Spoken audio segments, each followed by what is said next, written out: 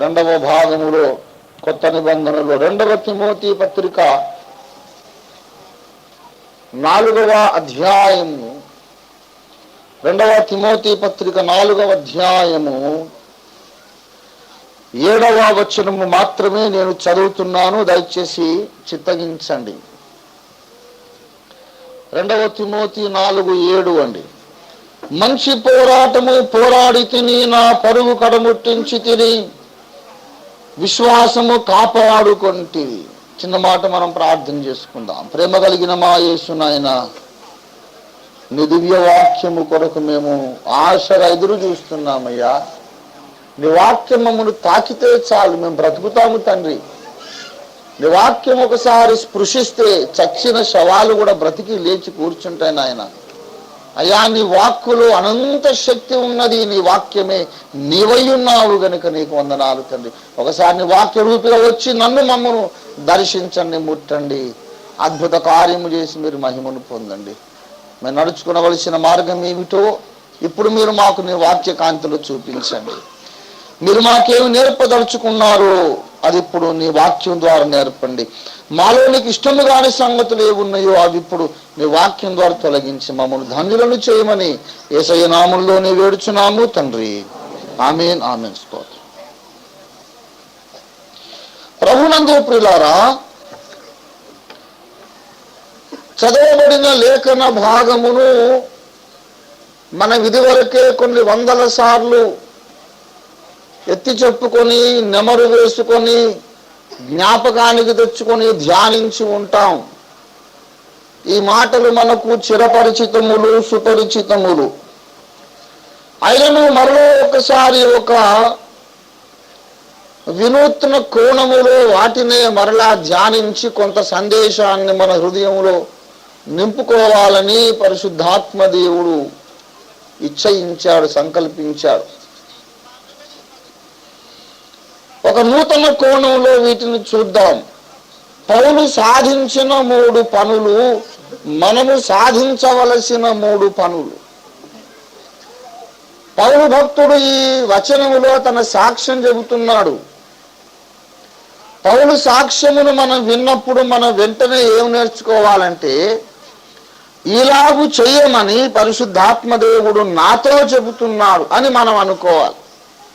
ఎందుకంటే పౌలు భక్తుడు ఒక సామాన్య విశ్వాసి కాదు, నాయకులలో కూడా సామాన్య నాయకుడు కాదు, అగ్రగణనీయుడు. ఆయన అందరికీ మాదిరి పురుషుడు. అనేక సార్లు చెప్పినట్లు మరలా నేను జాగ్రత్తగా చెబుతున్న ఆచితూచి, మానవ మాతృలలో మనం అనుకరించదగిన క్షేమకరమైన మాదిరి పౌలు భక్తుడు. మానవ మాతృలు అంటే అర్థం ఏంటి? కేవలం మనిషి తప్ప ఇంకేమీ కానివాడు, మానవుడు మాత్రమే అయినవాడు. Who is only a man and nothing more than a man. వాడిని ఏమంటామంటే is only a human being, అంటే నరమాత్రుడు. నరమాత్రుడు నాకేమి చేయగలడు అన్నాడు. అంటే only a man and nothing more than a man, nothing else other than a man. ఒక మనిషి మాత్రమే అయినవాడు అనే మాట వాడాను. మానవ మాతృలలో మనకు ఉన్నటువంటి అతి ఉన్నత మాదిరి పౌలు. అబ్రహాము మాదిరే, దావీదు మాదిరి భక్తుడే. అబ్రహామును అనుకరించాలి, దావీదును అనుకరించాలి. కానీ కొన్ని విషయాల్లో వాళ్ళని అనుకరించలేము. అబ్రహాము ఒకసారి అబద్ధం చెప్పాడు, అనుకరించగలమా? దావీదు పాపం చేశాడు, ఆ మాదిరి అనుకరించగలమా? సొలొమోను మాదిరి పురుషుడే, కానీ భయంకరమైన జారత్వం, విగ్రహారాధన చేశాడు, అనుకరించగలమా? వీళ్ళు ఎవరైనా కూడా incomplete, imperfect examples to be followed. కానీ మోషే భక్తుడు కూడా ఉన్నాడు. మోషే కూడా ఒకసారి ద్రోహులారా అని అన్నందుకు దేవునికి చాలా కోపం వచ్చింది. నేను రక్త ప్రోక్షణం వచ్చేది విమోచించుకున్న వాళ్ళను పట్టుకొని నువ్వు ద్రోహులారా అంటావా? కాని మాట నీ పెదవులతో పలికితివి కనుక నీవు కనాన్లో అడుగు పెట్టొద్దు అన్నాడు. అంత తీవ్రమైన శిక్ష విధించాడు. అందరూ మాదిరి పురుషులే, ఏదో ఒక విషయంలో వారిలో లోపం ఉన్నది. కానీ ఈ విషయంలో తప్ప అని చెప్పడానికి వీలు లేకుండా అన్ని విషయములలో మనం అనుకరించదగిన అత్యుత్తమ మాదిరి పౌలు భక్తుడు. ఎవరిలో అని చెప్పాను? మానవ మాతృలలో అన్న. ఎందుకు ఇంత తిప్పలు పడి స్పెసిఫై చేసి చెప్పాల్సి వచ్చిందంటే, there is another perfect example who is a man but who is also more than a man. ఇంకొక మాదిరి పురుషుడు ఉన్నాడు, ఆయన యేసుక్రీస్తు ప్రభువు. ఆయన నరుడేనా కాదా? నరుడే గాని నరమాత్రుడు కాదు. అందుకే నేను ముక్క నొక్కి చెబుతున్నా. నరుడు అనేది వేరు, నరమాత్రుడు అనేది వేరు. 2వ తిమోతి పత్రిక 2:5 దేవుడొక్కడే, దేవునికి నరునికి మధ్యవర్తి ఒకడే, ఆయన క్రీస్తు యేసను నరుడు. క్రీస్తు యేసను నరుడు అన్నాడు. మరి యేసయ్య నరుడేనా కాదా? నా చిన్నప్పుడు ఒక పాట ఉండేది, యేసు యేసు నరుడు కాడాయన నరుడని మోసపోకండి అనే పాట ఉంది మా చిన్నప్పుడు. ఇంకా ఉజ్జీవ కీర్తనలో ఉంటుంది. నాకు చిన్నప్పుడే ఆబ్జెక్షన్, నరుడు గారు ఏంటి, నరుడని బైబిల్లో ఉంటే అని. నేను పెద్దవాళ్ళతో గొడవపడ్డ అనేక సందర్భాల్లో ఇది కూడా ఒకటి. యేసు నరుడు కాడాయన అనే పాట పాడొద్దు, ఎందుకంటే బైబిల్కు విరుద్ధం. బైబిల్ ఏమంటుంది? యేసు నరుడు. నరుడు యేసయ్య దేవుడు కదా, నరుడు అంటే ఏంటి? బైబిల్ నేను కాదు, పౌలు అన్నాడు. బైబిల్ అంటోంది యేసయ్య నరుడేనా కాదా? నరుడేనా కాదా? నరుడే. నరుడు కాకపోతే నరజాతికి ప్రతినిధిగా ఆయన మరణించలేడు. అర్థమైందా? నరుడు కాకపోతే నరజాతికి ప్రతినిధి కాలేడు ఆయన. He is a man, a perfect man. కానీ మనిషి కంటే ఎక్కువైన వాడు కూడా. He is also something more than a mere human being. అందుకే దైవ నరుడు ఆయన. He is a perfect God and perfect man at the same time. Yesayya 50% మనిషి, 50% దేవుడు కాదు. సగము దేవుడు సగము మనిషి కలిసి కాదు ఆయన. He is a 100% god and 100% man. అందుకే ఆయన అర్థం చేసుకోవడము చాలా కష్టము. సగం మనిషి కాదు, సగం దేవుడు కాదు. ఆయన పరిపూర్ణ దైవము, పరిపూర్ణ మానవత్వము కలిగిన వాడు. దేవుని బిడలారా, యేసునాథుడు ఆశ్చర్యకరుడు. అందుకొరకే నేను రచించిన ఇటీవలి కవ్వాలి పాటలో ఆఖరి చరణము అలా రాశాను. చాలామంది పాస్టర్స్ ఆ చరణం విని ముక్కు మూతిరిశారు, సీతాఫల పండు తిన్నట్టు.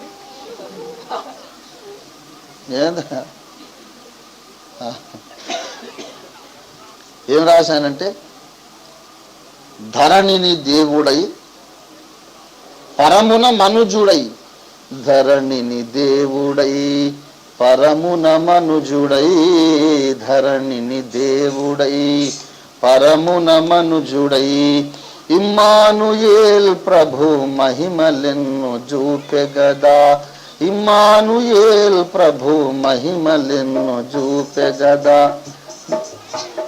రోగుల గావను వ్యాధుల బాపెను, రోగుల గావను వ్యాధుల బాపెను, మృతులను లేపెను కలుషాత్ములనే కడిగెను, మృతులను లేపెను కలుషాత్ములనే కడిగెను. తరములనల్లిత ప్రభుని మహిమయ దాతదా, తరములనల్లిత ప్రభుని మహిమయ దాతదా. స్థితులకు ఆ విభుడే పరము చేర్చు పథము సఖా, బలిరే ఎంత మధురము యేసుని నామసుధా. ప్రభునందు ప్రియులారా, ఆ మాట చాలా మందికి అభ్యంతరమైంది. ఆయన ధరణిని దేవుడై పరమును మనుజుడై. భూమి మీద ఉన్నప్పుడు యేసయ్య దేవుడు, మనకు తోడై ఉన్న దేవుడు. He's God with us. భూమి మీద ఉన్నప్పుడు యేసయ్య దేవుడు, పరలోకంలో ఉన్నప్పుడు ఎవరన్నాను? మనిషి. ఇది మంచిగా లేదు సార్, ఉల్టానన్నా ఉండాలి. కనీసం ధరణిని మనుషుడై పరమున దేవుడై అనన్నా ఉంటే మంచిగా ఉంటుంది కదా. ఇది సరిగా ఆలోచించనట్టుంది ఓఫీర్ గారు. అయ్యా నేను ఏడాది ఆలోచించినాక ఒక మాట మాట్లాడు. అంత తొందరగా అంత ఈజీగా అట్లా దొరలదు విషయం. ఇదే కరెక్ట్. ఈ లోకములో ఉన్నప్పుడు ఆయన దేవుని యొక్క ప్రతినిధిగా మాట్లాడాడు. ధర్మశాస్త్రమందు మీరు ఇలాగ చదువుకున్నారు కదా, అయితే నేను మీతో చెప్పున్నదేమన్నా. అయ్య బాబోయ్, సీనాయి కొండ మీద తండ్రి అని దేవుడిగా చెప్పాడు కదా, ఇప్పుడు నేను చెప్పున్నదేమనగా అంతకన్నా అడ్వాన్స్ చెప్పాడు. ఏమంటే నేను చెప్పు మాటలు నావి కాదు, నా తండ్రి నా ద్వారా మాట్లాడుచున్నాడు అన్నాడు. అంటే భూమి మీద దేవుని ప్రతినిధి చచ్చిపోయి లేచిన తర్వాత పరలోకానికి వెళ్ళి పరలోక దర్బారులో కూర్చున్నాడు ఇప్పుడు ఆయన. ఎవరంటే ఈ మానవ జాతికి అంతటికి ప్రతినిధి. దేవునికి స్తోత్రం కలుగును గాక. ఎవరైనా అంటే ఆదాము ద్వారా దేవుడు పుట్టించిన నరజాతికి అంతటికి రిప్రజెంటేషన్ ఆయన మన పక్షంగా. అందుకే ఆయన విజ్ఞాపన చేయగలుగుతున్నాడు. ఇక్కడ మనిషి అక్కడ దేవుడైతే మొత్తం ఉల్టపల్ట, అసలు రక్షణ ప్రణాళికే నాశనం అయిపోతుంది. ఆయన మరణించాడు. ఎవరి ప్రతినిధిగా? మన ప్రతినిధిగా మరణించాడు. మన ప్రతినిధిగా మరణముతో పోరాడి గెలిచాడు. మన పక్షముగా విజ్ఞాపన చేయుటకు మన పక్షముగా తండ్రి అయిన దేవునితో ఉన్నాడు. మన పక్షముగా అంటే నరజాతి ప్రతినిధిగా. దేవునికి స్తోత్రం కలుగునుగా. గనుక యేసయ్య నరుడేనా కాదా? నరుడే. దేవుడేనా కాదా? దేవుడే. అదే అదన్నా చెప్పేదన్నా చెప్పవా? నరుడు అన్నాను, దేవుడు అన్నాను. ఆయన నరుడు, నరమాత్రుడు కాదు, దైవమాత్రుడు కూడా కాదు, దైవ నరుడు ఆయన. దేవునికి స్తోత్రం కలుగును కాదు. He's not only God, he's not only man, he's a perfect man and perfect God. అందుకే యూనిక్ పర్సనాలిటీ. ఆయనను ఎవడు వర్ణిస్తాడు? ఏ షేక్స్పియర్, ఏ కాళిదాస్ పనికిరాడు. అసలు ఊరు బయట ఉండాలి వాళ్ళు. అది దగ్గరికి రావద్దు, చల్ బాగా చదువు అని అంటాడు అనమాట. ఎవడు పనికిరాడు. సొలొమోను కూడా పనికిరాడు. నేను అసలే పనికిరాను, వాళ్ళందరూ పనికి రాకుండా నేను పనికి వస్తాను. ఆ మహాప్రభు యొక్క పాదధూళిని తాకడానికి కూడా మనకు యోగ్యత లేదు. అలాంటి మనను ఎత్తుకొని ముద్దు పెట్టుకొని కౌగలించుకున్నాడంటే కేవలం ఆయన కృపే తప్ప మన గొప్పతనం కాదు. నేను అనుకుంటా చాలాసార్లు భూమి మీద మనుషులు యేసయ్యను కూర్చొని మాట్లాడుతుంటే పరలోకంలో కూర్చొని ఆయన చూసి నవ్వుకుంటుంటాడేమో. ఓహో ఇట్లా అనుకుంటున్నారా నన్ను కూర్చి, ఓహో ఇట్లా అర్థమైందా మీకు, సర్లే తర్వాత తెలియపరుస్తాలే, ఇంకా మీరు సరిగా ఎదగలేదు, తర్వాత నా సంగతి మీకు తెలియపరుస్తాలే. ఆ మట్టి లోకంలో మట్టి మెదడు పెట్టుకొని కాదురా, మహిమలోకానికి వచ్చి ఇక్కడ చూడండి నా కథ మీకు అర్థం వద్దనుకుంటాడు ఆయన.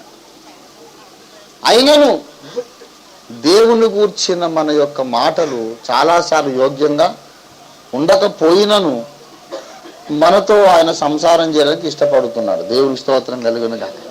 అది ఆయన కృప. సరే, ఇంతకు నేను ఇంత పొడి ఎందుకు చెప్పాను? ఇదంతా ఎందుకు చెప్పానంటే నరమాత్రుడు అనే దాని కొరకు నేను ఇదంతా చెప్పాల్సి వచ్చింది. యేసయ్య నరుడే కానీ నరమాత్రుడు కాడు. కానీ పౌలెవరు? కేవలము ఒక మనిషి. నీవెంత ఆదాము సంతానమో నేనెంత ఆదాము సంతానమో ఆయన కూడా అంతే. జన్మము చేత నీవు పాపివి, నేను పాపాత్ముడను. పౌలు కూడా అంతే, నేను ప్రధాన పాపిని అన్నాడు. అలాంటి నరమాత్రులలో ఈ నరమాత్రుడైన పౌలును దేవుడు ఆశీర్వదించి చెక్కి, ఒక శిల్పం వలె చెక్కి మనము 100% అనుకరించదగిన ఒక పర్ఫెక్ట్ మోడల్, రోల్ మోడల్గా, ఆదర్శవంతమైన మాదిరి పురుషునిగా దేవుడు మన ముందు నిలబెట్టాడు. పౌలు ఫలానాది తప్ప మనం అన్ని వెంబడించవచ్చు అనడానికి లేదు.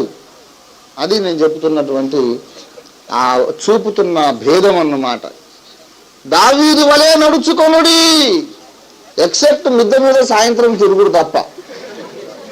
Don't go on to the roof top in the evenings.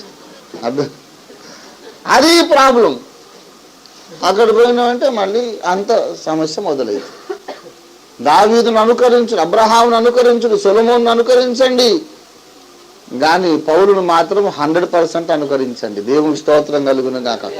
ఆయన బోధించే విధానము, సంఘము పాలించే విధానము, సువార్త చెప్పే విధానం, అందులతో మాట్లాడిన విధానం, తన సహోదరులతో మాట్లాడిన విధానం, జీవితంలో ఆయన చేసిన కార్యక్రమాలన్నీ కూడా మనం 100% అనుకరించగలగాలి. ఎందుకంటే ఆయన 100% యేసయ్యను అనుకరించాడు. దేవునికి స్తోత్రం కలుగును గాక. హల్లెలూయా, హల్లెలూయా. లెనార్డ్ రావెన్హిల్ గారు అంటారు, వై రివైవల్ టారిక్స్ అనే బుక్లో ఏమంటారంటే, it is not safe to copy a copy. It is not always safe to copy a copy, but we can be very safe when we follow Paul, when we copy him, when we imitate him. ఇప్పుడు కాపీని చూసి మళ్ళీ copy చేయడం అనేది అంతా క్షేమకరమైనది కాదు. ఒకదాన్ని చూసి ఇంకోటి బొమ్మ గీశాడు, ఈ బొమ్మ దానికంటే కొంచెం వేరుగా ఉంటుంది. దీన్ని చూసి ఇంకోటి కాపీ కొడితే అది ఇంకా కొంచెం వేరుగా, దాన్ని చూసి ఇంకో కాపీ తీస్తే ఈ 10వ ప్రతి వచ్చేసరికి అసలు మొదటి దానికి ఆఖరి దానికి ఏం సంబంధం ఉండదు. అర్థమైందా? నేను ఏదన్నా ఒక బొమ్మ గీసి మిమ్మల్ని కాపీ చేయమని చెప్తా, దాదాపు దాంట్లో గీయగలరు, కొంచెం డిఫరెన్స్ ఉంటుంది. దాన్ని చూసి ఇంకోటి కాపీ చేశాడు అనుకోండి, అసలు మొదటి దానికి దానికి ఏమి అసలు పోలికే ఉండదు. కానీ పౌలు మాత్రం అట్లా కాదు. ఎంత బాగా యేసయ్యను వెంబడించాడంటే, పౌలును మనము 100% వెంబడించి క్షేమముగా ఉండడానికి అవకాశం ఉంది. అందుచేత పౌలును అనుకరించాలని లేఖనము మనకు చెప్పుచున్నది. నన్ను అనుకరించండి అని పౌలు చెప్పుకోవడం కాదు, లేఖనమే చెప్పుచున్నది. లేఖనమే చెప్పుచున్నది. మనకు తెలిసిన వచనమే, మళ్ళా చూడనక్కర్లేదు. 1 కొరింథీ పత్రిక 11వ అధ్యాయం 1వ వచనములో, అన్ని విషయములలో నేను క్రీస్తును పోలి నడుచుకొనుచున్నట్లుగా మీరును నన్ను పోలి నడుచుకొనుడి. నన్ను పోలి మీరు నడుచుకొనండి. అన్ని విషయాలలో మీరు నన్ను పోలి నడుచుకొనండి. బీ యీ ఇమిటేటర్స్ ఆఫ్ మీ. అది పౌలు అన్నాడు అనే కాదు, ఇవాళ ఆ మాట మనతో దేవుడు అంటున్నాడు. దేవుడు ఆ మాట మీద ఆమోద ముద్ర వేసి, షహబాష్, I agree with you Paul, that other people have to follow you, imitate you, I agree with that statement. నేను ఆ స్టేట్మెంట్ అగ్రీ అవుతున్నానని దేవుడు ఈ బైబిల్లోకి రానిచ్చాడు. నన్ను అన్ని విషయాల్లో అనుకరించండి అని పేతురు అనలేదు, యోహాను అనలేదు, ఇంకెవరు అనలేదు, పౌలు ఒక్కడే అన్నాడు. దేవుడు అననిచ్చాడు, బైబిల్లోకి ఆ మాట రానిచ్చాడు. గనుక పౌలు తన జీవిత సాక్ష్య సారాంశము చెబుతున్నాడు. ఎక్కడ?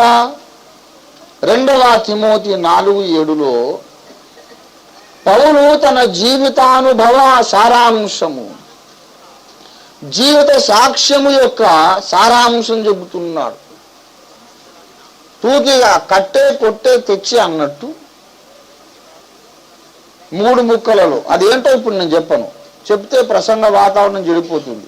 3 ముక్కలలో అనడానికి ఆ సామెత వాడతారు. అట్లాగా 3 ముక్కల్లో టూకీగా, క్లుప్తముగా, సంక్షేపముగా తన సాక్ష్యాన్ని చెబుతున్నాడు. అందులో పౌలు చేసిన 3 పనులు, దాని వలన కలిగిన 2 లాభములు అని మనం అనుకోవచ్చు అంశం. దాంట్లో పౌలు చేసిన 3 పనులు అనగానే దానికి అర్థం ఏంటిది? మనము చేయవలసిన 3 పనులు. ఫస్ట్ అండ్ ఫార్మోస్ట్ పౌలు ఏం చెబుతున్నాడంటే, నేను ఒక మంచి పోరాటము పోరాడి తిని. ప్రియులారా, ప్రతి మానవుడు కూడా ఒక పోరాటం చేస్తున్నాడు. ప్రతి మానవుడు పోరాటం చేస్తున్నాడండి. కానీ కొంతమంది ఏమో పనికి మాలిన పోరాటం చేస్తున్నారు, వ్యర్థమైన పోరాటం చేస్తున్నారు. వాస్తవానికి కొంతమంది కాదు, అత్యధిక సంఖ్యాకులు పనికిరాని పోరాటమే చేస్తున్నారు. ప్రసంగి గ్రంథము 8వ అధ్యాయము 8వ వచనము చూడండి దయచేసి. గాలి విసరకుండా చేయుటకు ఎవనికి గాలి మీద అధికారము లేదు, మరణ దినము ఎవనికి వశము కాదు. ఈ యుద్ధమందు ఎవనికి విడుదల దొరకదు. దేవుని బిడ్డలారా ఈ మాట గమనించరు. ఈ యుద్ధము, ఏ యుద్ధం ఇది? ఈ యుద్ధం అంటే ఏ యుద్ధము? అక్కడ 2 విషయాలు చెప్పాడు. కవిగా కావ్య భాషలో ఉపమాన భాషలో చెప్పాడన్నమాట. గాలి విసరకుండా చేయుటకు ఎవనికి గాలి మీద అధికారం లేదు అంటే ఇంకా కొన్ని కూడా చెప్పుకోవచ్చు. వర్షము కురవకుండా చేయుటకు ఎవనికి అధికారం లేదు, ఎండ రాకుండా చేయుటకు అధికారం లేదు, భూకంపం రాకుండా ఎన్నో చెప్పుకోవచ్చు కదా. ఇంకా అదొక్కటేనా? ఇంకా చాలా ఉన్నాయి. అంటే దాని టూకీగా మనం చెప్పుకోవాలంటే జీవితములో అనేక సంఘటనలు మనకిష్టము లేకున్నా జరిగిపోతూ ఉంటాయి. నీకు ఇష్టం ఉన్నా లేకున్నా కొన్ని సంగతులు జరుగుతాయి, నువ్వేమీ చేయలేవు. నీకు ఇష్టం లేకపోయినా గాలి వస్తుంది, నీకు ఇష్టం లేకపోయినా ఎండ వస్తుంది, నీకు ఇష్టం లేకపోయినా వర్షము, నీకు ఇష్టం లేకపోయినా మరి భూకంపము వస్తాయి. భూకంపం రాకుంటే బాగుండని అనుకుంటే ఈ మనిషి ఆపగలడా? అట్ ద మోస్ట్ ఇప్పుడు ఏం చేయగలరు అంటే భూకంపము రాబోతున్నదని ముందు తెలుసుకోవడానికి ప్రయత్నం చేస్తున్నారు. ఎందుకొరకు? ఆ ఏరియా మొత్తం ఖాళీ చేయించడానికి. అది ఎట్లా ఇండ్లు కూలిపోక తప్పదు, మీరు సాగకుండా బతికన్నా ఉంటారు, ఇండ్లు ఖాళీ చేసి సురక్షిత ప్రాంతాలకు వెళ్ళిపో. వరదలు రాకుండా చేయలేవు మనిషి. ఇంకా భయంకరంగా మంచు తుఫాన్లు వస్తాయి అక్కడ. అమెరికా దేశంలో మరి పశ్చిమ దేశాల్లో చలి దేశాలు మంచు తుఫాన్లు వస్తాయి. ఎంత భయంకరమో చెప్పలేము. తాడి చెట్టు అంతకంటే ఎత్తైనటువంటి మంచు మొత్తం గోడలాగా ఇట్లా మొత్తం ఊర్లు ఉడుచుకొని పోద్ది అన్నమాట. ఇట్లా మొత్తం ఊరంతా సమాధి అయిపోతుంది. దాన్ని ఎవరాపలు చేయబెట్టి ఎవరు ఆపలేరు. జీవితంలో కొన్ని సంభవాలు జరిగిపోతాయి. నువ్వు వద్దనుకున్నా నీ పెళ్ళైపోతుంది, నువ్వు వద్దనుకున్నా నీ బంధువులు చచ్చిపోతారు, నువ్వు వద్దనుకున్నా కూడా ఒక్కోసారి ఏం జరగాలో జరుగుద్ది అన్నమాట. You cannot stop. నా జీవితంలో కూడా ఎన్నో జరిగినాయి. నాకు చిన్నప్పటి నుంచి ఒక పేరు ఉండేది, any problem Ranjit knows what to do, he knows what to do, he has a plan of action. ఏం బోర్డు ప్లాన్ ఆఫ్ యాక్షన్? నా లైఫ్లో ఎన్నో నేను వద్దనుకున్నవి జరిగిపోయింది. ఏదో చేయగల సమర్థులం అని అనుకుంటాం. ఎందుకంటే ఇలాగూ అసాధ్యమైన సమస్యలు తెచ్చిపెట్టకపోతే దేవుని ముందు మనము తగ్గి వినయ మనస్కులమై ఉండము. నేనే దేవుణ్ణి అనుకున్నంత గర్వం వచ్చేస్తుంది.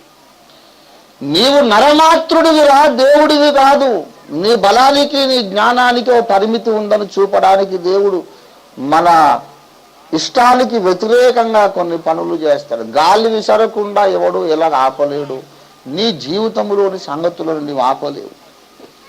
రెండవ విషయం ఏంటంటే మరణ దినము ఎవరికి వశము కాదు. బాబు నేను చచ్చిపోతే బాగుండని నువ్వు 100 సార్లు అనుకుంటావు కానీ చచ్చిపోవు. మన డాక్టర్ గారు, మా హోమియో డాక్టర్ గారి దగ్గర పోయి నాకు ఇట్లా చాలా బాధ కలిగిందండి, ఈ విధంగా కొన్నిసార్లు సూయిసైడల్ అటెంప్ట్స్ వచ్చినాయి నాకు. ఆ యాటిట్యూడ్, అట్లాంటి సూయిసైడల్ యాటిట్యూడ్, ఆత్మహత్య చేసుకోవాలన్నంత బాధ కలిగిందండి అంటే అన్న, డోంట్ వరీ మిస్టర్ రంజిత్, లోకంలో 199 మంది ఎప్పుడన్నా ఓసారి అట్లా అనుకుంటారు కానీ అట్లా చెయ్యరు. చచ్చిపోతే బాగుండు అనుకుంటారు కానీ చచ్చిపోరు. ఎందుకంటే ఒకని మరణ దినము ఎవరికి వశము కాదు. అనుకున్నప్పుడు చచ్చిపోము, సావు దినం వచ్చినప్పుడు ఎంత గింజుకున్నా బ్రతకము. మరణ దినం ఎప్పుడుందో దేవుడు ఎప్పుడు ఆశపెడితే అప్పుడే, అంతకంటే ముందు కాదు తర్వాత కాదు. ఈ లోపల ఎన్నో సంగతులు జరుగుతున్నాయి, దాన్ని మనం ఆపలేము. నేను ఎరిగిన మంచి మంచి మేధావులు, మంచి మంచి సమర్థులు, వీరాధి వీరులు తమకు ఏమి ఇష్టం లేని అమ్మాయిని పెళ్లి చేసుకున్నారు. మరి ఎందుకు? మహా పైల్వాన్లు వాళ్ళు. నేను ఎరిగిన వాళ్ళు కొంతమంది నా దగ్గర మిత్రులు, నాకు చాలా అభిమానులు, నన్ను ప్రేమించేవాళ్ళు. ఒకడు 100 మంది అంత పెట్టు, అర్థమైందా? కొంతమంది ఉన్నారు. ఒక అన్నయ్య ఒక ఇల్లు చూడడానికి వెళితే పెద్ద ఆల్సేషన్ లాగా ఇవ్వబడ్డది, పెద్దది. ఈయన కోపం వచ్చింది, దాన్ని పైదవడ కిందవడ పట్టుకొని ఇట్లా జింపేసాడు. Can you believe this?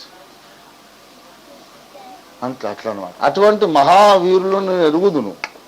నేను ఒక వేరే ప్రపంచం నుంచి వచ్చిన అనమాట, అర్థమైందా? మా బావగారు ఇషాకర్ గారే గన్ను పట్టుకొని టైగర్ను వేటాడాడు, అర్థమైందా? ఎవరో కాదు, అటువంటి వాళ్ళు నాకు ఎరుక. కానీ కొన్నిసార్లు అంతా సమర్థులే, కానీ కొన్నిసార్లు మనకి ఇష్టం లేని పని జరిగిపోతుంది. అది ఇదేంటండి, గాలి వస్తుంది ఇట్లా చేయి పెడితే ఆగదు అన్నట్టు జరిగిపోతుంది అన్నమాట. జీవించిన దినాలలో మన జీవిత గమనము మనం అనుకున్నట్లుగా జరగదు అని చెబుతూ ఈ యుద్ధమందు అన్నాడు.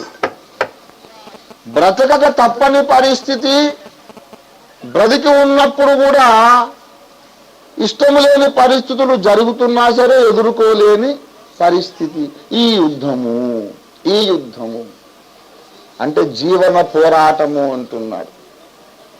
జీవితం ఒక పోరాటము. ఈ పోరాటములో అందరూ పోరాడుచున్నారు. భక్తులు, భక్తిహీనులు, ఆస్తికులు, నాస్తికులు అందరూ పోరాడుతూనే ఉన్నారు. ఈ యుద్ధములో సొలొమోను కూడా దీని ప్రయాసం నుండి, పోరాటం నుండి ఏమైనా కానియండి. చాలా మంది పనికిరాని పోరాటం పోరాడుతున్నారు. ప్రసంగి గ్రంథము 2వ అధ్యాయము 26వ వచనం చూడండి. దైవ దృష్టికి మంచివాడుగా ఉండువానికి దేవుడు జ్ఞానము, తెలివి, ఆనందమునిచ్చును.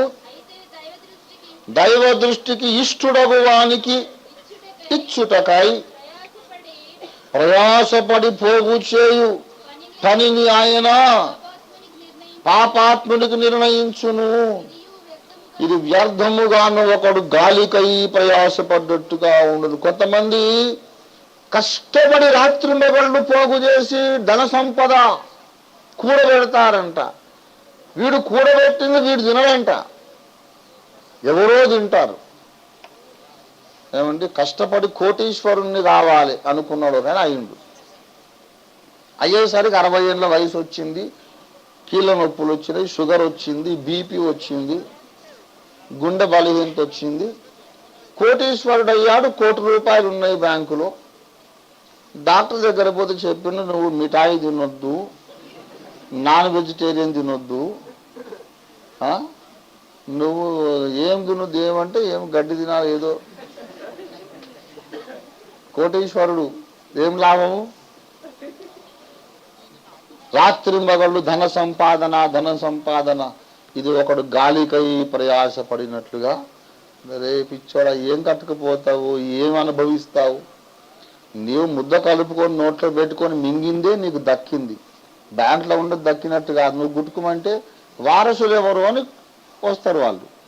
ఫలానా పోయిందంటే మరి who is the legal air, చట్టబద్ధంగా వారసుడు ఎవరు? అసలు నాకు బాధ అనిపిస్తుంది, బ్యాంకులో అకౌంట్ ఓపెన్ చేసిన ఏది చేసినా నామినీ అని ఒకటి ఉంటుంది. అంటే నీ తర్వాత ఎవరికి అని. అంటే వీడు ముందే శుభం పలకరా అంటే ఏదో అన్నట్టు. నామినీ సంగతి ఎందుక, చచ్చిపోయిన తర్వాత కదా అడగాలి. ముందు అప్లికేషన్ పెట్టేటప్పుడే వాడు నామినీ అట. ఈ శుభమాని నేను బ్యాంక్ అకౌంట్ ఓపెన్ చేసుకుంటే నా సాగు సంగతి మాట్లాడతావు ఏంటిరా నువ్వు అని చాలాసార్లు విసుక్కున్నాను. నాకు చాలా బ్యాంక్ అకౌంట్లు ఉన్నాయి, ఒక్క దగ్గర కూడా మినిమం బ్యాలెన్స్ కంటే ఎక్కువ లేదు. ఎట్లా తయారైన ఇన్ని బ్యాంక్ అకౌంట్లు అంటే ఇక ఒక్కొక్కరు ఒక్కొక్క రిక్వైర్మెంట్ను బట్టి ఏదో డీడీ ఇచ్చారు, ఏదో చేశారు, దాని కొరకు మళ్ళీ కొత్త బ్యాంక్ అకౌంట్ కొత్త బ్యాంక్ అట్లా చేసామన్నమాట. ఏదేమైనా ప్రతి చోట కూడా నాకు కొంచెం మనసుకు కసుకమని గుచ్చుకున్నది. ఇది నామినీ అంటే మళ్ళా ఫలానా పేరు రాస్తే ఏమవుతుంది నీకు, వైఫా? ఇది అంటే మానవుడు ఏది కూడబెట్టినా అది నామినీ కొరకే తప్ప వాడి కొరకు. అది జీవిత సత్యం. ఒరే రాత్రి బయలు సరిగా నిద్రపోకుండా, అంతే కదా, సరిగా తిండి తినకుండా నిద్రపోకుండా చెమట వచ్చి కష్టపడుతుండే ఎవరి కొరకు? వీడు నామినీ కొరకు.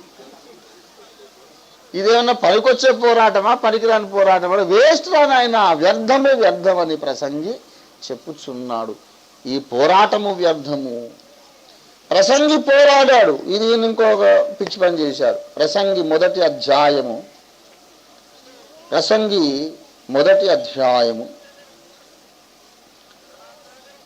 17వ వచనం చూడండి దయచేసి. నా మనస్సు నిలిపి జ్ఞానాభ్యాసము చేత వెరితనమును మతిహీనతను తెలుసుకొనుటకు ప్రయత్నించి తిని. ఇది చూడండి, ఈయన చేసిన పిచ్చి పని. జ్ఞానమును తెలుసుకొనుటకు అని అనడం లేదు. ఏం తెలుసుకున్నాడో వెర్రితనమును తెలుసుకోవడానికి, మతిహీనతను అంటే హ్యూమన్ సైకాలజీని స్టడీ చేస్తున్నాడు. Why some people behave in a very foolish way. మతిహీనత, వెర్రితనము అనే దాని మీద ఈయన రీసెర్చ్, జ్ఞానాభ్యాసం మీద కూడా రీసెర్చ్. కొందరు జ్ఞానులు ఎందుకు అవుతారు, కొందరు మూఢులు ఎందుకు అవుతారు, వాడి యొక్క బేసిక్ ఐడియాలజీ, ఫిలాసఫీ, వాడి సైకాలజీ ఏమిటి, వీడి మౌలికమైన మనస్తత్వం ఏమిటి, వేదాంతం ఏంటి అని చూడడానికి చాలా ప్రయాసపడి చాలా ముసలాయన అయినాక తెలుసుకున్నాడు. నా రీసెర్చ్ కూడా ఒక వృధా ప్రయాస. సొలొమోను ఈజ్ ఎ రీసెర్చ్ స్కాలర్. అన్ని పరిశోధనాత్మకంగా చూశాడు. కానీ ఎంతసేపైనా పరిశోధన ఏం చేశాడు అంటే 1:13 ఆయన వేసినటువంటి భయంకరమైన రాంగ్ స్టెప్ రాశాడు. 1:13 ఆకాశము క్రింద జరుగునదంతటిని విచారించి గ్రహించుటకై నా మనస్సు నిలిపి తిని. ఆకాశము క్రింద, ఆకాశము క్రింద అంటే ఈ ప్రపంచం. నిజమునకు జ్ఞాని అయిన వాడు ఎక్కడ పెట్టాలంటే ఆకాశ మండలములన్నిటి కంటే మరి పైకి ఆరోహణమైనటువంటి యేసయ్య మీద మనసు నిలపాలి. దేవునికి స్తోత్రం కలుగును గాక. ఆకాశము క్రింద అంటే ఈ మట్టి లోకం మీదనే మొత్తం రీసెర్చ్ చేశాడు. దానియేలేమో మహిమలోకం మీద రీసెర్చ్ చేశాడు. నా మనస్సు నిలిపి తిని. అక్కడ ఉన్న దర్బారు, ఆ సింహాసనాలు, మహిమగల దేవదూతలు, అది శాశ్వతమైనది. ఇక్కడ ఎవడు శాశ్వతం కాదు, లోకమే శాశ్వతం. దీని మీద స్టడీ ఏమిట్రా, బోర్డు స్టడీ అక్కడ చేయాలి కానీ అనుకున్నాడు దానియేలు. సొలొమోను అట్లా కాదు. ఈ లోకములో అన్యాయం ఎందుకున్నది, మతిహీనత ఎందుకున్నది, ఈ డబ్బు సంపాదన ఏమిటి, ఇదేమిటి, దేవుని దగ్గర జ్ఞానం అడుక్కొని నువ్వు చేసే రీసెర్చ్ ఇదా? కొండను దొగి ఎలుకను పట్టినట్టు ఒక రీసెర్చ్ చేసి ఏం రీసెర్చ్ చేస్తావు నువ్వు? దేవుని నిత్య సంకల్పముల మీద మనము పరిశోధన చెయ్యాలి. భూమి ఆకాశములు గతించిపోయినా నిలకడగా ఉండే బైబిల్ గ్రంథము మీద పరిశోధన చెయ్యాలి. దేవుని వాక్యమును పరిశోధన యేసయ్య చెప్పాడు కదా, లేఖనములను పరిశోధించుడి. అది మనం చేయాల్సిన రీసెర్చ్. మిగతా సైన్సులన్నీ ఎందుకు అవసరం అంటే ఈ గ్రంథాన్ని మనం అర్థం చేసుకోవడానికి అవసరం. ఆ సైన్సులు కూడా మనకు ఎప్పుడు అర్థమవుతాయి అంటే బైబిల్ కోణములో నుండి చూస్తేనే ఆ సైన్స్ కూడా మనకు అర్థమవుతుంది. కానీ సొలొమోను చేసినటువంటి ఒక అవివేకమైన పని, పిచ్చి పని ఏమిటంటే ఆకాశము క్రింద, ఆకాశము క్రింద పదే అంటాడు ఆ మాట. 2వ అధ్యాయము 18వ వచనం కూడా సూర్యుని క్రింద, సూర్యుని క్రింద. కానీ సూర్యునికి అవతల చాలా ప్రపంచాలున్నాయి. సూర్యునికి అవతల ఎంతో విశాల విశ్వం ఉన్నది. చాలా గొప్ప కార్యాలు అవతల ఉన్నాయి. అక్కడ చూడడం లేదు ఈయన. సూర్యుని క్రింద, ఆకాశము కింద అని మాట్లాడుతున్నారు. ఇది వ్యర్థమైన ప్రయాస. ఈ లోకమును గురించి చేసేది పరిశోధన చేసేది ఒక వ్యర్థమైన పోరాటము. లోకమును సంపాదించుకోవడానికి చేసే పోరాటము వ్యర్థమైనది. కానీ పౌలు భక్తుడు వ్యర్థ పోరాటము పోరాడలేదు కానీ, వృధా ప్రయాసలో తన బ్రతుకు గడుపుకోలేదు కానీ, ఆయన చేసింది మంచి పోరాటము. దేవునికి స్తోత్రం కలుగును గాక. ఏమండి, in contrast with King Solomon, రాజే సొలొమోనుకు వ్యతిరేకంగా పోల్చి మనకు ఈ పౌలు భక్తుడిని లేఖనాలు చూపిస్తున్నాయి. పౌలు మంచి పోరాటము పోరాడాడు. ప్రియులారా, మనము కూడా మంచి పోరాటం పోరాడాలి. మంచి ఒకసారి ఆలోచన చేద్దాం.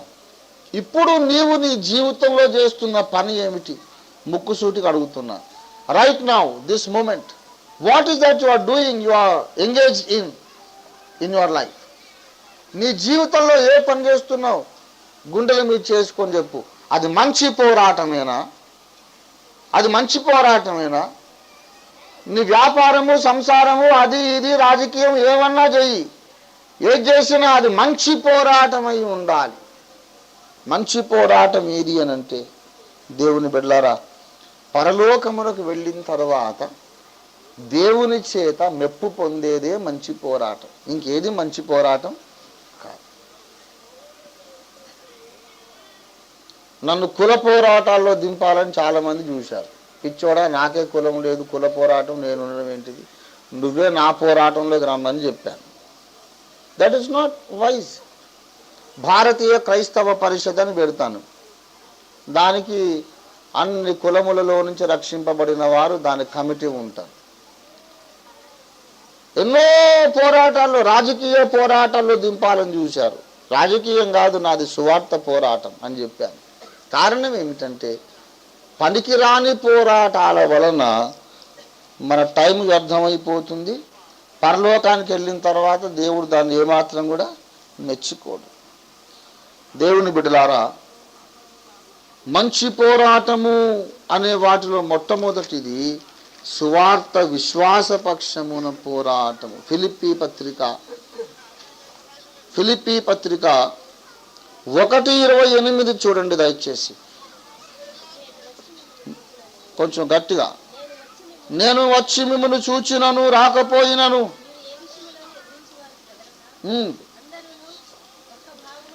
ఒక్క భావముతో అద్దెగది సువార్త విశ్వాస పక్షమున పోరాడుచు. సువార్త విశ్వాస పక్షమున పోరాడుచు. చాలు. మంచి పోరాటం అంటే ఇది. సువార్త విశ్వాస పక్షముగా మనం పోరాడాలి.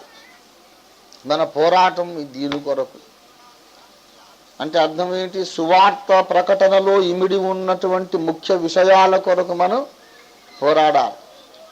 దేవుడు ఉన్నాడు అనే సంగతి నిరూపించడానికి పోరాడాలి.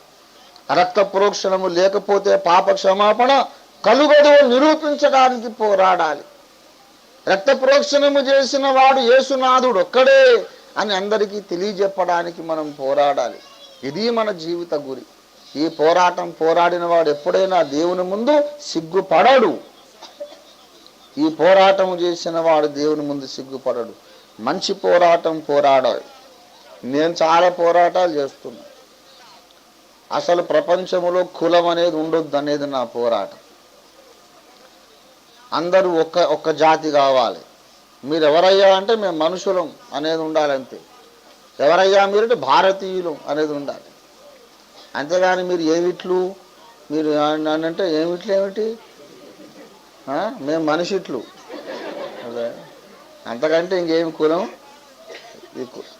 కులం అనే దాన్ని ద్వేషించే వంశంలో పుట్టాను. నా పుట్టుకే అది, నా జాతి అది, నా రక్తమే అది అన్నమాట. మా ఇటు తాతలు, ఇరువైపుల తాతలు కూడా ఈ కులం అనే దాని మీద గండ్రగొడ్డలి లేపారన్నమాట. దేవుని బిడలారా, మెదక్ జిల్లా రెడ్లందరూ నాకు చుట్టాలి. అక్కడ జైపాల్ రెడ్డి నాకు అన్న అవుతాడు. ఇటు పోతే అక్కడ మాలోళ్ళు చుట్టాలి, ఇక్కడ పోతే మాదిగోళ్ళు చుట్టాలి, అక్కడ పోతే దేవరకొండ వైపు వెలమోళ్ళు చుట్టాలి, అక్కడ పోతే కమ్మోళ్ళు చుట్టాలి. మొత్తం ఈయన ఓఫీర్ గారు ఏ కులం అంటే ఏ కులం కిచిడి మొత్తం కుడితిలాగా కుడితిలో అన్ని పోస్తారు కదా, ఏది మిగిలితే బియ్యం కడిగి నీళ్ళు పోస్తారు, గంజి పంచి పోస్తారు, సాంబార్ మిగిలితే అందులో పోస్తారు మొత్తం. అట్లనే ఇప్పుడు మన అగాపే సంఘం కూడా అట్లా కుడితొట్లాగా తయారైంది. ఇందులో లేనిది ఏమన్నా ఉందా కులం అంటే అన్ని కులాలు మన దగ్గర కులం గిలం జాంతానయి. కులం అని ఎవడన్నా మాట్లాడొద్దని మొదటి నుంచి మన విశ్వాసం, మన తీర్మానం. ఎందుకంటే నా ప్రాణము కంటే నాకు ఎక్కువ ప్రియుడని యేసయ్యను, నా ప్రాణము కంటే నాకు ఎక్కువ ఇష్టడైన నా యేసయ్యను మాల మాదిగ దేవుడని కులం పేరు పెట్టి తిట్టారు. దౌర్భాగ్యులారా, నా ప్రభువును కులం పేరు పెట్టి తిడతారా, నీ కులమే లేకుండా నరికేస్తానని గండ్రగొడ్డలు లేపావు. అది నా యేసయ్యను కులం పేరు పెడతావు. దేవుని కులమైంది ఎండ కులం ఉందా, గాలి కులం ఉందా, మట్టి కులం ఉందా? అన్నిట్లు చేసే దేవుని కులం ఏంటి? అది మన యొక్క పగ. అర్థమైందా? నేను చెప్తున్నా, ఇది పగ అనేది కరెక్ట్ మాట. కులము అనే దానిలో పగ పట్టినావు అన్నమాట. దాన్ని ఎట్లన్నా చెప్పి బాంబు పెట్టి లేపేస్తాం. అర్థమైందా? Yes, that is our fight. పరలోకానికి వెళ్ళినాక దేవుడు మెచ్చుకుంటాడా, తిడతాడా? ఎందుకు ఇట్లా చేసావు అంటాడా? శాబాష్ నా కొడుకు, నా పేరు నిలబెట్టినవరా, కంగ్రాచులేషన్స్. సెకండ్ ఇచ్చి అందరికంటే ఎక్కువ నన్నే మెచ్చుకుంటాడే సార్, నాకు తెలుసు. దేవుని స్తోత్రం కలిగిన కాక. హల్లెలూయా. కనుక ప్రియులారా, మంచి పోరాటం, ఏదైనా జీవితానికి మంచి ఆశయం ఉండాలి. లోకానికి మేలు, సంఘానికి మేలు, దేవునికి మహిమ తెచ్చే ఆశయం పెట్టుకుని పోరాడాలి. కానీ అంత పనికిమాలిన పోరాటాలు చేయవద్దు. దేవుని స్తోత్రం కలిగింది కాక. మంచి పోరాటము. అగాపే సంఘ సభ్యులందరూ కూడా మంచి పోరాటంలో ఉండాలి. దేవుని స్తోత్రం కలిగింది కాక. మనమందరం కూడా మన జీవిత కథ రాస్తే, ఆటోబయోగ్రఫీ రాస్తే ఈ మాట చెప్పగలగాలి, నేను మంచి పోరాటం పోరాడా. నేను లోకమంతా ఒకవైపు, నేను ఒకవైపు పోరాడానండి. But always I could say this, I have fought a good fight. ఎప్పుడు కూడా మంచి పోరాటం పోరాడాను. కుటుంబ జీవితంలో, ఆర్థిక విషయాలలో, సిద్ధాంత విషయాల్లో, లోకమంతా ఒకటి, నేను ఒకవైపు. But I could say I have fought a good fight. మంచి పోరాటము పోరాడాను. ఎప్పుడు చెడ్డదాని కొరకు పోరాడలేదు, అందుకే ఎప్పుడు ఓడిపోలేదు కూడా. దేవుని స్తోత్రం కలిగిన, ఎప్పుడు ఓడిపోలేదు, ఎప్పుడు దేవుడు జయం ఇచ్చాడు. దేవుని స్తోత్రం కలిగినగా. హల్లెలూయా. మంచి పోరాటము పోరాడాలి. ఈ విషయంలో మనం పౌలును ఆదర్శంగా తీసుకోవాలి. రెండవది ఏమిటంటే, ముగించేస్తాను, సమయం లేదు. రెండవది ఏమిటంటే, రెండవ దాన్ని 3 కింద చెప్తా, 3 2 కింద చెప్తాను. నేను అక్కడ ఉన్న వరుస క్రమాన్ని కొంచెం తప్పుతున్నా. అక్కడ రాసిందేమో వేరు, అంటే ఆర్డర్, క్రమము వేరు. దేవుడు నన్ను చెప్పమన్న క్రమం వేరు. కొంచెం వెనుకటి ముందు వెనుక చెబుతున్నా. రెండవదిగా మనం చేయవలసిన పని, మొదటిదేమో మంచి పోరాటం పోరాడాలి. రెండవది విశ్వాసమును కాపాడుకోవాలి. బాగా వినండి దయచేసి. అందరూ వింటున్నారా? విశ్వాసమును కాపాడుకున్నాడు పౌలు అనగా మనము కూడా మన విశ్వాసమును కాపాడుకోవాలి. విశ్వాసమును కాపాడుకోవాలి అని ఆజ్ఞ ఇవ్వడానికి 3 కారణాలు ఉన్నాయి. 3 కారణాలు ఉన్నాయి. మొట్టమొదటి విషయం,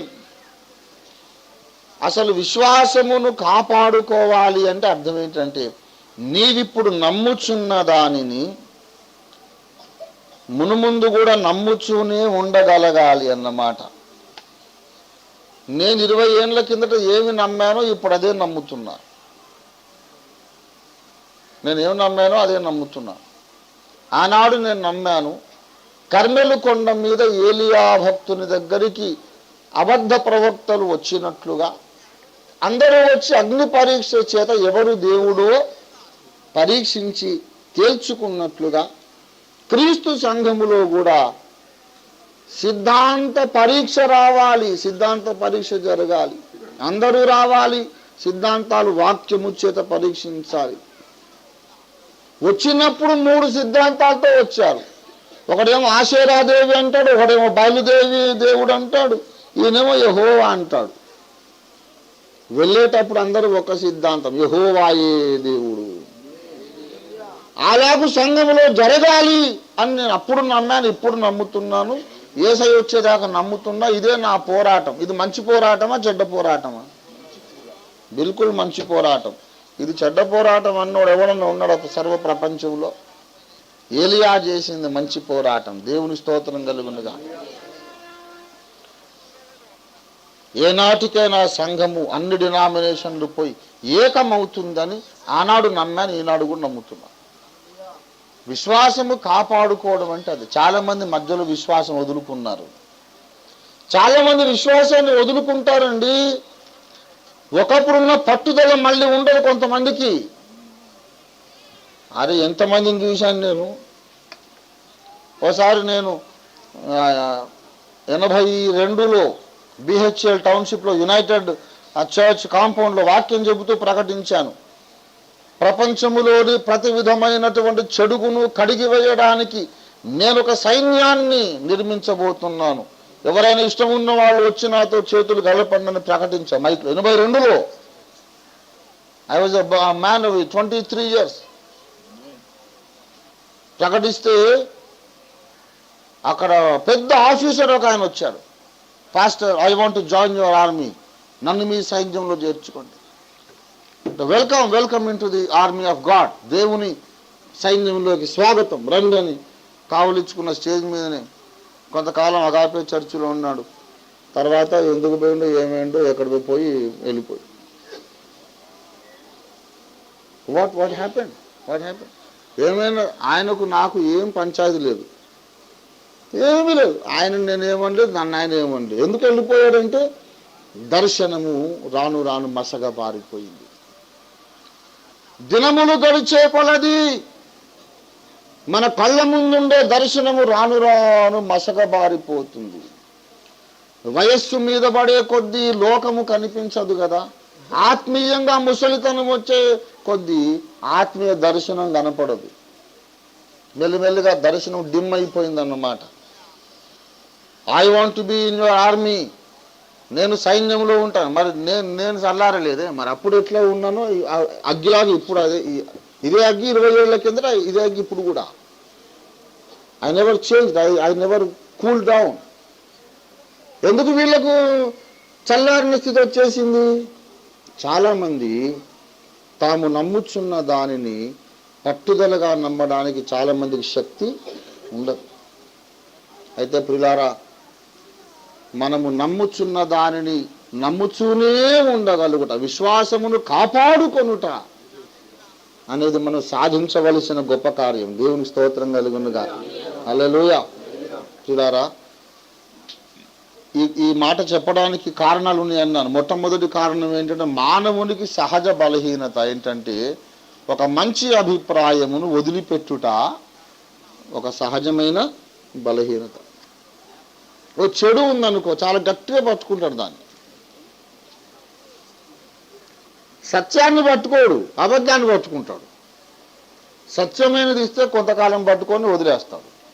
అబద్ధాన్ని ఇవ్వండి, చచ్చిపోయిన తర్వాత కూడా పట్టుకుంటాడు దాన్ని. అట్లా సత్యం దాకా పట్టుకుంటాడు, సత్యం తర్వాత కూడా పట్టుకుంటాడు. మానవుని సహజ బలహీనత. ఈ బలహీనత అధిగమించి మనము సత్యవాక్యమును మనము స్థిరముగా చేపట్టాలి. దేవుని స్తోత్రం. రెండవది ఏమిటంటే, నీవు నమ్మిన విశ్వాసము నుండి నువ్వు తొలగించడానికి ఈ లోకములో ఒక దుష్ట శక్తి పని చేస్తూ ఉంది. నీలో ఎప్పుడైతే ఉత్తమమైన విశ్వాసం ఉన్నదో అది నీలో నుంచి తొలగించడానికి సాతానుడు ప్రయత్నం చేస్తుంటాడు. సాతాను ప్రయత్నములన్నీ అధిగమించి మనం మన విశ్వాసాన్ని కాపాడుకోవాలి. తర్వాత మన జీవితంలో ఎదురవుతున్నటువంటి పోరాటము వలన కలిగే అలసటను బట్టి కూడా కొంతమంది విశ్వాసాన్ని అలసిపోతారు. ఎందుకంటే ఇది మామూలు పోరాటం కాదు కదా. ఎన్నో సమస్యలు వస్తాయి, విమర్శలు వస్తాయి. అలసట వలన కూడా విశ్వాసాన్ని వదిలేస్తారు. 1 తిమోతి పత్రిక 5వ అధ్యాయములో 11వ వచనం చూడండి దయచేసి. యవనస్తులైన విధవరాండ్రను లెక్కలో చేర్చవద్దు.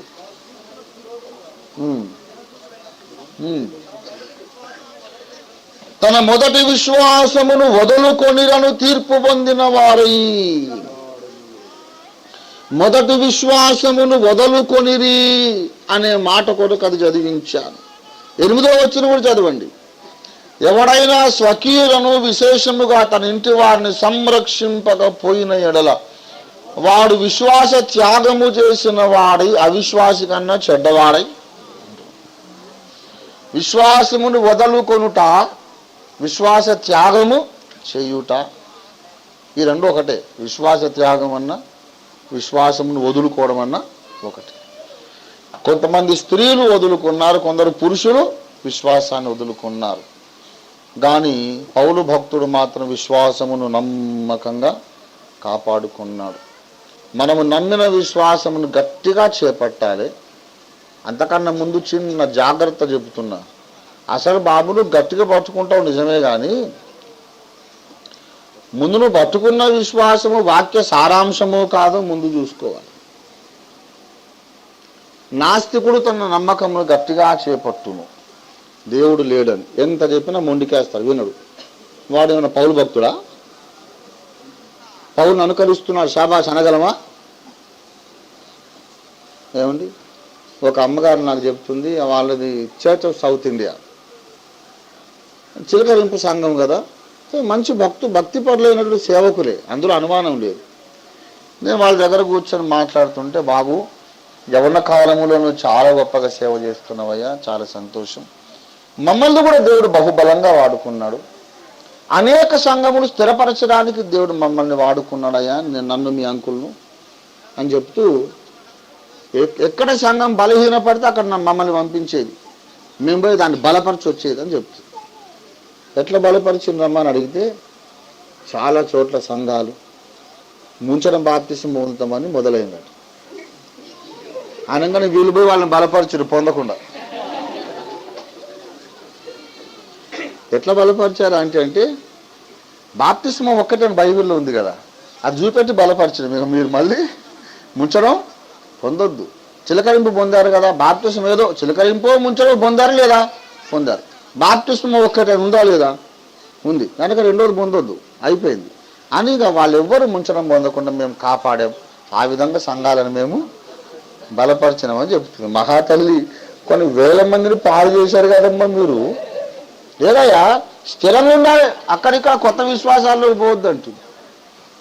విశ్వాసంలో స్థిరంగా ఉన్నారు కానీ ముందు మొదటి విశ్వాసం సరైంది కాదు. అందుచేత మన విశ్వాసము అపోస్తలుల విశ్వాస ప్రకారం ఉన్నదా లేదా చూసి అప్పుడు దాంట్లో మనం స్థిరంగా ఉండాలి. ఇది రెండవ విషయం. మూడవ సంగతి ఏంటంటే, ఏమన్నాడు మూడవ? మంచి పోరాటము పోరాడి తిని పరుగును కడముట్టించి తిని. ఆ మూడవది పరుగును కడముట్టించుట. మనం చెప్పుకున్న క్రమం ఏంటి? ముందు మంచి పోరాటం పోరాడాలి, తర్వాత విశ్వాసాన్ని కాపాడు, పరుగును కడముట్టించాలి. అంటే దేవుడు అప్పగించిన పనిని ముగించుట.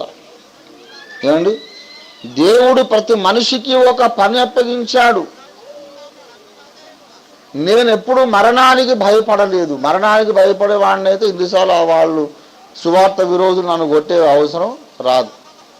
మా ఊరికి వస్తే మిమ్మల్ని కొడతామంటే అట్లే తప్పకుండా వస్తానని పోయాను నేను. మరణం అంటే నాకు భయం లేదు, కానీ మరణ విషయంలో ఒక భయం ఉంది నాకు. అదేంటంటే, దేవుడు అప్పగించిన పని ముగించకుండా చచ్చిపోతానా అనేది భయం. దేవుడిని అడిగేది ఒకటే, నన్ను చావనీయొద్దు ప్రభు అని అడగను. ఆ చావు కంటే ముందు నేను చేపట్టిన పనులన్నీ కంప్లీట్ కావాలి, తర్వాత నేనే ఎగిరొచ్చేస్తా పక్షి వచ్చినట్టు గూటికి. ఇక్కడ ఉండి ఏం చేస్తాం మట్టి లోకంలో. కానీ వెళ్ళక ముందు ఎన్నో సాధించవలసిన పనులు, ఇంకా కొన్ని గ్రంథాలు రాయాలి, కొంత పోరాటం చెయ్యాలి, సైన్యాన్ని నిర్మాణం చెయ్యాలి. నేను ఒకవేళ వెళ్ళిపోతే వెనక ఈ పోరాటములు కొనసాగించడానికి అవసరమైన ధన నిధులు, వాళ్ళకు మ్యాటరు, ఆ ఉపకరణాలన్నీ పెట్టి అప్పుడు దావీదు సొలొమోనుకు అప్పగించి వెళ్ళగలను. కానీ ఇప్పుడు నేను చచ్చిపోవడం కూడా కష్టమే, చచ్చిపోను. It is difficult for me to die now. I don't want to die. ఎందుకంటే ఇంకా బహుత్ కుచ్ కర్నా హై, బహుత్ ఇంతజాం కర్నా హై, చాలా పనులు ఏర్పాట్లు చేయాలి. నేను ప్రార్థన చేసేది, ప్రభువా మంచి పోరాటమే పోరాడుచున్నాను, ఇప్పటిదనుక నా విశ్వాసాన్ని కాపాడుకున్నాను, నీవు అప్పగించిన పని ముగించకుండా మాత్రం నన్ను తీసుకోవద్దు. ఏమన్నా నీకు నాకు లెక్కలు ఉంటే అక్కడ చూసుకుందాం, నన్ను అక్కడ కొట్టు, దేవదూతల ముందు కొట్టు, ఐ డోంట్ కేర్. నాకు సిగ్గు ఎక్కడ ఉంది, పోయింది ఎప్పుడు. దేవదూతల ముందు నన్ను గద్దించు నాయన, పోనీ నా కిరీటం ఓడబీక్కో, ఏమన్నా చెయ్యి, కానీ భూమి మీద మాత్రం నీ కార్యం అసంపూర్ణంగా వదిలేయడానికి వీలు లేదు. అది నా రోషం, అది నా పట్టుదల. దేవుని బిడలారా, పరుగును కడముట్టించాలి. నా పరుగును కడముట్టించడానికి అవసరమైతే నిత్య కిరీటాన్ని కూడా వదులుకోవడానికి నేను రెడీగా ఉన్నా. మరి నేను ఇప్పుడే శిక్షిస్తాను, కొన్ని తప్పులు చేశావు, నువ్వు కొన్ని తప్పులు చేశావు, నిన్ను కొట్టాలి, ఇక్కడ కొట్టమంటావా అక్కడ కొట్టమంటావా అని దేవుడు అంటే అక్కడనే కొట్టు, ఇక్కడ కొట్టొద్దు. ఎందుకంటే ఇక్కడ నన్ను కొడితే నేను నా పరుగును కడముట్టించలేను. అర్థమైందా? అర్థమైందా లేదా? దేవుని బిడ్డలారా, పరుగును కడముట్టించాలి అనే నిష్ఠ, రోషము, పట్టుదల మనకు ఉండాలి. లేకపోతే మనం దేవుని సైన్యంలో ఉండలేము. పౌలును చూసి మనం నేర్చుకునవలసిన మంచి మాదిరి, మంచి పాఠములు ఈ 3. పౌలు చేసిన ఈ 3 కార్యాలు, మనం చేయాల్సినవి 3 కార్యాలు. దానికి కలిగిన 2 లాభములు అన్న ముందు జ్ఞాపకం ఉన్నదా? ఈ లోకములో కలిగే లాభం ఒకటి, పైలోకములో కలిగే లాభం ఒకటి. ఈ లోకములో కలిగే లాభము నిరీక్షణ, పైలోకములో కలిగే లాభము కిరీటం. బతుకుండగానే ఏం చెప్తున్నాడు? మంచి పోరాటము పోరాడుతుని, పరుగును కడముట్టించుతుని, విశ్వాసమును కాపాడుకుంటుని, ఇక మీదట నాకు నీతి కిరీటం ఉంచబడి ఉన్నదనే నమ్మిక, ఎదురుచూపు, నిరీక్షణ ఆయనకు కలిగింది. ఐ హ్యావ్ దట్ హోప్, నాకు విశ్వాసం, నిరీక్షణ ఉంది. పైకి వెళ్ళిన తర్వాత ఏముంది? కిరీటం. భూమి మీద నిరీక్షణ, పైననేమో కిరీటము. ఈ 2 లాభాలు కలుగుతవి. కనుక పౌలు చేపట్టిన 3 కార్యక్రమాలు మనం చేపడదాం. దేవుడు మనకు సహాయం చేయనుగాక. ప్రార్థన చేసుకుందాం. ప్రార్థన, ముగింపు ప్రార్థన, ఆశీర్వాదం. అందరూ దయచేసి తలల ఉంచి ఏకీభవించండి, దీవెన పొందుకుందాం. ప్రేమ కలిగిన మా మహాపరిశుద్ధ పరమ తండ్రి, ఎన్నో సంగతులు మీ వాక్యంలో ఉన్నవి, నిగూఢమైన హెచ్చరికలు త్రవ్వి వెలికిదీసి పైకెత్తి చూపి మమ్మల్ని హెచ్చరించినందుకై నీకు వందనాలు చెల్లిస్తున్నాం. నా ప్రభువా, నీ కుటుంబంలోని పిల్లలుగా మమ్మల్ని కూర్చుండబెట్టి, నీ భోజనం బల్ల చుట్టూ ఒలీవ మొక్కలుగా మమ్మల్ని కూర్చోబెట్టి, నీ సత్యమును మాకు విశదముగా బోధించినందుకు నీకు స్తోత్రాలు చెల్లిస్తున్నాను తండ్రి. ఎందరో వ్యర్థ పోరాటములు పోరాడుచున్నారు. మేమైతే మంచి పోరాటము పోరాడుటకు మీరు మమ్మల్ని పిలిచినారు కనుక నీకు స్తోత్రాలయ్యా. మంచి పోరాటము పోరాడే భాగ్యము నాకు, మాకందరికీ మీరు ఐచ్ఛ్యము నాయన. మీరు అప్పగించిన పని కడముట్టించే వరకు నమ్మకమైన నియమ నిష్ఠలతో ముందుకు పరిగెత్తడానికి సహాయము చేయి నాయన. పని సగంలో వదిలేసిన నిష్ప్రయోజకులుగా మేము నీ దగ్గరికి రాకూడదు నాయన. మేము అలాగ రాకుండా మమ్మల్ని కాపాడండి, మమ్మల్ని తప్పించండి. నీ పని ముగించేదాకా మా ప్రాణములు కాపాడునా తండ్రి, నీకు స్తోత్రాలు. మా ఆరోగ్యాలు కాపాడినా నీ స్తోత్రాలు అయ్యా. విశ్వాసమును చివరి దనుక కాపాడుకునే భాగ్యము కూడా మాకు దయచేయండి. ఎవరికీ తెలియని సత్యము మాకు తెలియపరిచారు. దాన్ని వదులుకొని మేము వెళ్ళిపోతే ఎంతో దౌర్భాగ్యులం అయిపోతాము తండ్రి, నష్టపోతాం నాయనా.